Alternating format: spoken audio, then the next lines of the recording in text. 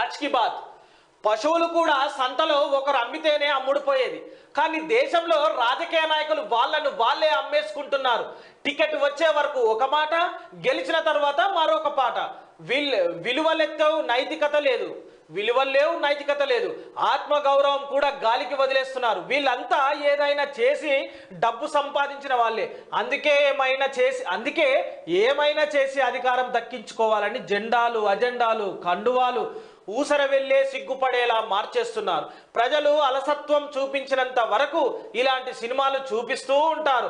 మార్పు రావాల్సింది రాజకీయ నాయకుల్లో కాదు, చైతన్యం రావాల్సింది యువతలో. మహమ్మద్ రియాజ్ భాయ్ అచ్చే బాత్ బోలే. చాలా చక్కటి మాట చెప్పింది చూసిన అన్న, నేను ఇంతకుముందు అనలేదా? ఎందుకంటే రాజకీయాలు చేస్తున్నటువంటి వాళ్ళు వాళ్ళ కుర్చీ కావాలబ్బా, కుర్చీ కావాలి. కాబట్టి ఎక్కడన్నుండని ఏ పార్టీ అయినా రాని వాళ్ళకు పదవులు కావాలి. వాళ్ళకు ప్రజలతోని, వాళ్ళ మీద మమకారంతోని, వాళ్ళ మీద ప్రేమతోని ప్రజలు ఓట్లేసి గెలిపించుకున్న వాళ్ళ గురించి వాళ్ళు ఆలోచిస్తలేరు. వాళ్ళకు కుర్చీ కావాలి, వాళ్ళకంటూ పదవి కావాలి, వాళ్ళు కాపాడుకోవాలి, వాళ్ళ ఆస్తులను కాపాడుకోవాలి, వాళ్ళ చుట్టాలను కాపాడుకోవాలి, వాళ్ళ ఉనికిని కాపాడుకోవాలి. కాబట్టి వాళ్ళకు పార్టీలతో ఏముండదు, ఎప్పుడున్న రాజ్యమే దగ్గర ఆ గడ్డ మీద వాళ్ళు ఉండాలి.